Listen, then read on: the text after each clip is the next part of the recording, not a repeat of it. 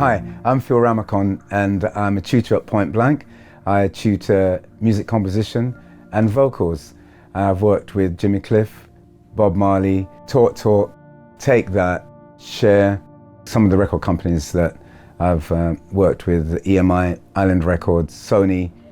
My first vivid memories of music was outside my school in Jamaica. I went to primary school in Kingston, Jamaica, and outside the school they had lots of Rastaman selling their fruits and selling their homemade baked stuff, but they also used to sing and play drums outside.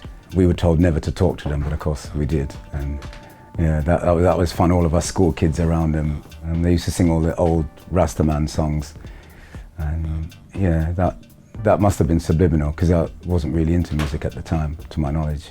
Even earlier than that, memories of singing, of listening to music and my cousins' birthday parties and all those little family meetings, and they used to play the heaviest dub music and the heaviest reggae music, but I wasn't into playing. I didn't know what that was at the time.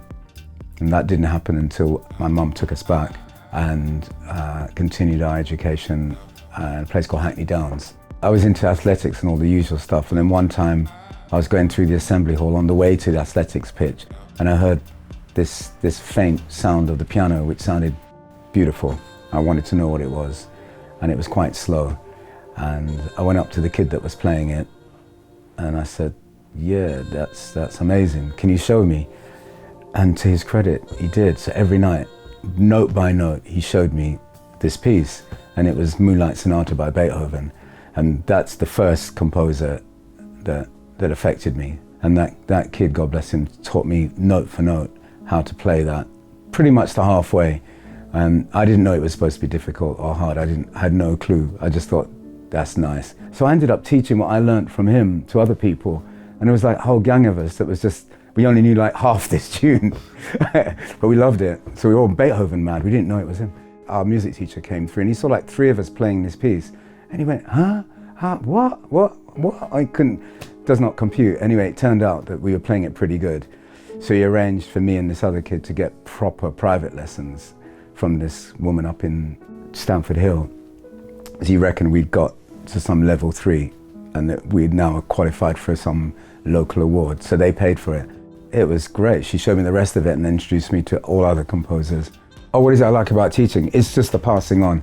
I mean, I'm sure everyone will say this, is if someone's willing to learn, it's not even to do with Point Blank. I'll teach on the corner.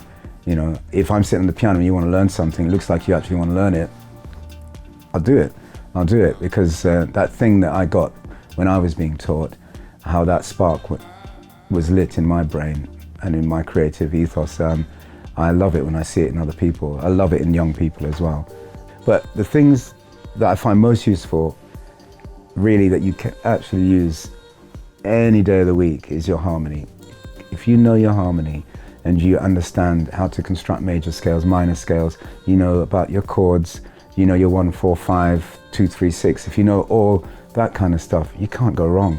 Also knowing your timings, compound timings, and knowing how to make a chart. Although that's not really necessary at Point Blank, but just understanding enough, you can't really go wrong, no matter what style. You know, these days, the same producer can be doing, one day can be doing a dubstep track, and the same producer with a different name can be doing a funky track with live musicians. I'm thinking of Norman Cook. He can be doing 5 different styles in 1 week, you know, and he wants them all to be high class. So there's lots of producers who've got that potential to try different things and to experience all the great stuff that's going on. So in one style of music, you might never use vocals, and in a kind of funky house kind of vibe, it might be all about the vocals. So it's just great to keep yourself stimulated with all kind of different avenues. It's not just one future. There's lots of different futures all happening at the same time. You have an Ed Sheeran type of future, which is all acoustic driven, where he's playing chords. You've got a Disclosure kind of future, where it's a different drum beat, different ethos, but still vocally driven. It depends on the person.